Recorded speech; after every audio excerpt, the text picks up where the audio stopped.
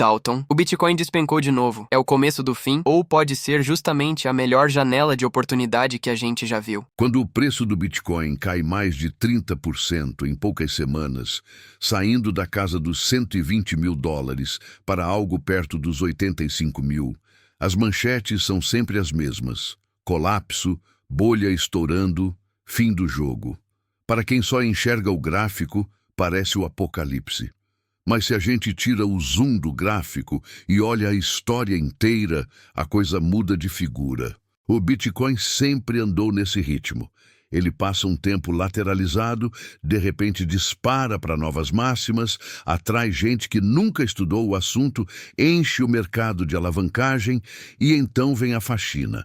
A faxina são justamente esses movimentos violentos de queda que assustam, machucam e limpam os excessos. Isso já aconteceu várias vezes. Lá atrás, ele saiu de menos de $1.000 para perto de 20 mil e depois devolveu mais de 80% do movimento. Anos depois, bateu outro topo na casa dos 60 e poucos mil e novamente mergulhou pesado. Quem olha só o pedaço da queda sempre jura que acabou. Mas quem olha a linha inteira enxerga um padrão. Grandes altas, grandes quedas, novos patamares, e o ciclo recomeça. Então a pergunta certa não é por que caiu agora? A pergunta certa é o que essa queda está limpando do mercado e que tipo de oportunidade ela abre para quem pensa em anos, não em semanas. Vamos entender o contexto. Depois de bater recordes acima de 120 mil dólares, o Bitcoin entrou na fase que ninguém gosta. Realização de lucro dos grandes, saída do dinheiro mais especulativo, aperto de liquidez no mundo e, junto, um arrasto nas demais criptos. No meio dessa bagunça, investidores alavancados são liquidados, fundos muito agressivos são forçados a vender. E a narrativa muda da euforia absoluta para o medo total. A mesma mídia que pouco tempo antes falava em novo patamar definitivo passa a falar em inverno cripto. É aqui que aparece a diferença entre especulador e investidor. O especulador olha só o preço de hoje. O investidor olha o preço de hoje comparado com o valor que ele enxerga para os próximos 5, 10 anos.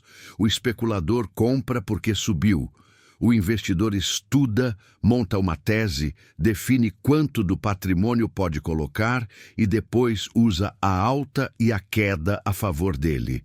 Para o especulador, a queda é o fim do sonho. Para o investidor, ela é um teste de caráter e muitas vezes uma janela de oportunidade. Por quê? Primeiro ponto: preço é fotografia, valor é filme. O filme do Bitcoin não é só um número mudando na tela. É o crescimento de infraestrutura, é a entrada de grandes instituições, é a existência de fundos, ETFs, produtos regulados, bancos tradicionais oferecendo soluções usando Bitcoin, governos discutindo regras específicas. Nada disso desaparece porque o preço caiu 30% em um mês. Segundo ponto, toda grande alta termina com exagero. Exagero no preço, na alavancagem, na promessa de retorno fácil. A correção vem justamente para espremer quem estava apostando dinheiro que não tinha, em prazos que não entendia, em riscos que nunca parou para medir. Quando essa turma é expulsa do jogo, os preços se aproximam de algo mais racional. Terceiro ponto: o risco continua enorme, mas a relação risco-retorno muda. Bitcoin não virou um ativo estável. Longe disso. Ele continua podendo cair 50% ou mais em períodos curtos, como já fez várias vezes. Mas é bem diferente avaliar uma entrada perto do topo histórico e avaliar depois de uma pancada de 30%, 40% ou mais. Em um cenário, você compra no auge da empolgação, com todo mundo dizendo que agora vai para sempre para cima. No outro, você compra enquanto o clima é de medo, manchete negativa, gente jurando que o negócio morreu. A história dos mercados, não só em Bitcoin, mostra uma coisa incômoda. Quem compra com medo do noticiário costuma pagar preços melhores do que quem compra embalado pelo hype. Agora, deixa eu abrir um parêntese importante aqui. Se esse tipo de explicação te ajuda a manter a cabeça fria quando o mercado entra em pânico, faz uma coisa simples. Se inscreve no canal O Velho do Cofre, deixa o like e manda esse vídeo para aquele amigo que só descobre que existe risco quando vê o gráfico vermelho. A ideia aqui é te ajudar a pensar, não te mandar comprar ou vender nada. Voltando, chamar a queda de janela de oportunidade não é romantizar o risco, é entender 3 coisas com muita clareza. Primeira, Bitcoin pode cair muito mais do que você imagina. O fato de já ter caído bastante não significa que acabou a queda. Em ciclos anteriores, ele já desvalorizou mais de 70% depois de topos importantes. Pode acontecer de novo. Segunda, oportunidade não é só preço baixo, é preço alinhado a um plano. Não faz sentido aproveitar oportunidade se isso vai te deixar sem reserva de emergência, endividado ou emocionalmente destruído se o preço continuar caindo. Terceira, ninguém precisa acertar o fundo para aproveitar o ciclo. O investidor paciente não tenta descobrir o ponto exato do fundo.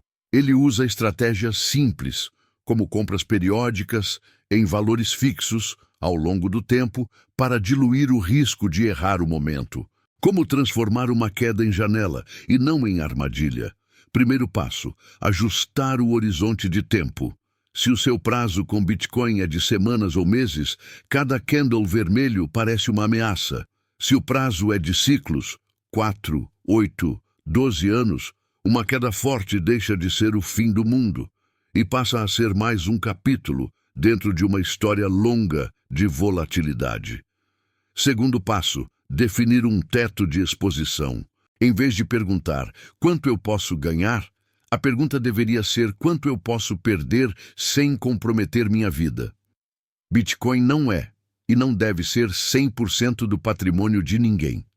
Para a maioria das pessoas, faz muito mais sentido uma fatia pequena, que se der certo ajuda a alavancar o patrimônio, mas se der errado, não destrói anos de trabalho. Terceiro passo, separar reserva de emergência de aposta de longo prazo. É tragédia anunciada ver gente colocando dinheiro de aluguel, conta, remédio ou faculdade em um ativo que pode cair 20% em um dia. Quando vem a pancada, a pessoa se vê obrigada a vender no pior momento, não porque deixou de acreditar, mas porque precisa do dinheiro. Quarto passo, estudar o ativo e não apenas o preço. Se você quer usar a queda como oportunidade, precisa responder algumas perguntas. Por que o Bitcoin existe? Qual problema ele tenta resolver? Por que empresas e instituições se interessam por ele? Qual o papel dele em uma carteira ao lado de renda fixa, ações, imóveis? Sem essas respostas, você não está investindo, está só torcendo. Quinto passo, usar a volatilidade a seu favor. A mesma volatilidade que assusta é a que cria as grandes oportunidades. Ela tanto destrói quem entra alavancado, com dinheiro emprestado, quanto recompensa quem tem paciência e disciplina para atravessar ciclos. O que define de que lado você fica é a forma como se posiciona. Agora, tem a parte psicológica. Quando o Bitcoin está em máxima histórica, ninguém pergunta se é o fim. Todo mundo só quer saber até onde pode subir.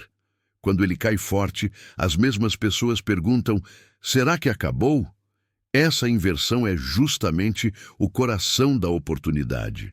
As maiores janelas da história quase nunca aparecem com uma placa dizendo "é seguro, entra aqui".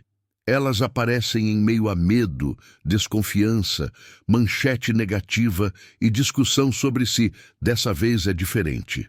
Pode ser que no curto prazo o Bitcoin continue caindo. Pode ser que fique andando de lado por meses, talvez anos. Pode ser que no próximo ciclo bata novos recordes. Ninguém sabe o caminho exato. Mas quando a gente olhar para trás, em qualquer cenário, uma coisa vai ficar clara. Quem tratou esse momento como fim de mundo e quem tratou como um teste de convicção, disciplina e gestão de risco. Janela de oportunidade não é certeza de lucro.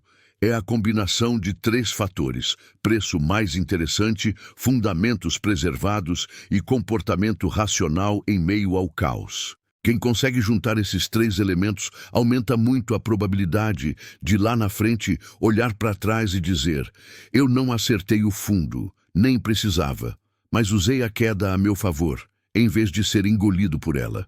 Então a queda não é só um tombo, é um filtro. Filtra quem estava só pela moda e quem está disposto a pensar como dono de longo prazo. Se você quer ficar do lado que pensa, não do lado que entra em desespero, já se inscreve no canal O Velho do Cofre.